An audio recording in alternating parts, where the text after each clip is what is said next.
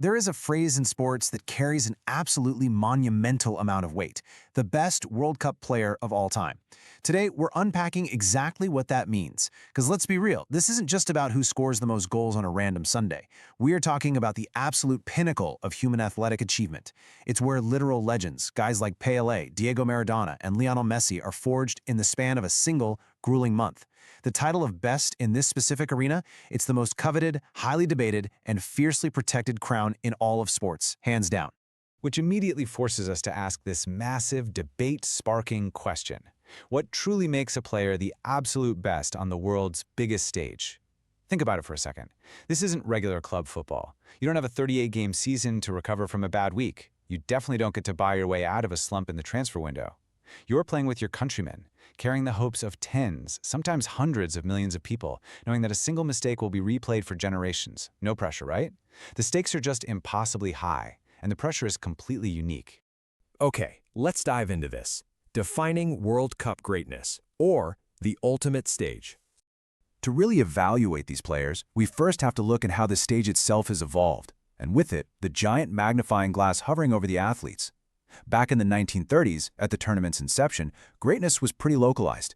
You'd read about the exploits of players like Guillermo Stabile in newspapers, weeks later.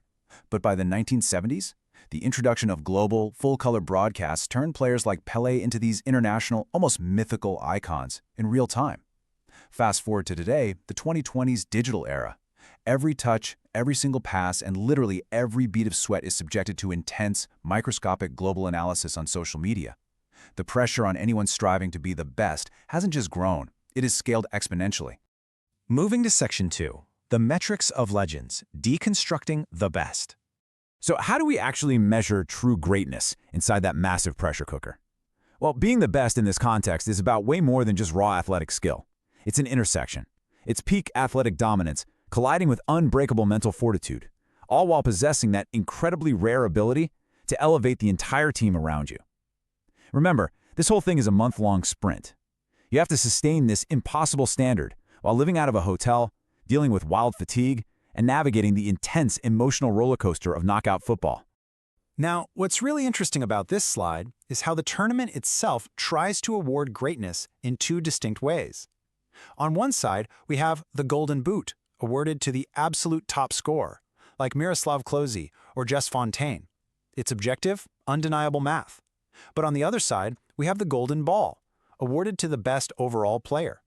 This weighs competing metrics of individual greatness against each other.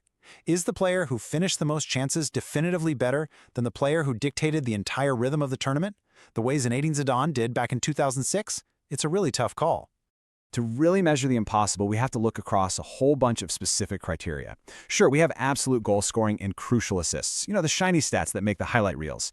But then we have midfield dominance and defensive anchoring. Fun fact for you, defensive masterclasses rarely sell as many jerseys, but they absolutely win tournaments. Just ask Fabio Cannavaro or Franz Beckenbauer.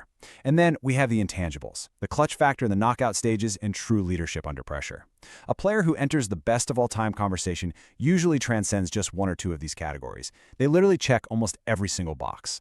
If we visualize the conceptual balance required to build the perfect tournament player, notice that tangible stats, the goals, the tackles, the pass completion rates, they actually only make up 50% of the equation. The other half is entirely intangible. 30% is pressure management, and 20% is team leadership. You can have all the talent in the world, but if you crumble when your team goes down a goal in the semifinal, yeah, your legacy takes a massive hit. The intangibles factor incredibly heavily into the ultimate equation. Which brings us to Part 3, Stats versus Intangibles, the great debate. Is greatness measured in cumulative statistics or in single unforgettable moments? It's a profound question, isn't it? When we evaluate history, we so often struggle between the cold, hard logic of a spreadsheet and the pure, visceral emotion of a player doing something utterly magical when their back is completely against the wall. And this brilliantly illustrates the exact tension we're dealing with. We have Profile A, the accumulator. Think of a statistical marvel who puts up sky-high numbers across multiple tournaments, but their fatal flaw is that they never actually lifted the trophy, like the legendary Johan Cruyff or Ferenc Puskás. Now contrast that with Profile B, the catalyst. Maybe their absolute peak was shorter, but their focus was unquantifiable clutch moments that directly resulted in a championship, making them a bona fide cultural icon. Think Diego Maradona in 1986. Which profile do you believe defines the absolute best? Honestly, it's the ultimate sports Rorschach test. Ultimately, it often comes down to the single, terrifying number, 1. 1 represents the razor-thin margin of error in the knockout stages. 1 missed penalty, like Roberto Baggio in 1994. 1 defensive slip. 1 moment of individual brilliance. In a standard league format, you have time to recover. But here, the number 1 is the difference between going home in tears and having literal statues built in your honor. Moving into Part 4, the ultimate legacy immortalized in history. So, what happens when a player actually survives that tiny margin of error? To get there, they have to run what we can call the gauntlet of greatness. It is a grueling physical and emotional 4-step process. First, carrying national expectations without collapsing. Second, surviving group stage attrition. You've got to dodge injuries, yellow cards, and pure exhaustion. Third, delivering those knockout heroics when the tactics inevitably break down and sheer willpower is required. And finally, achieving final glory.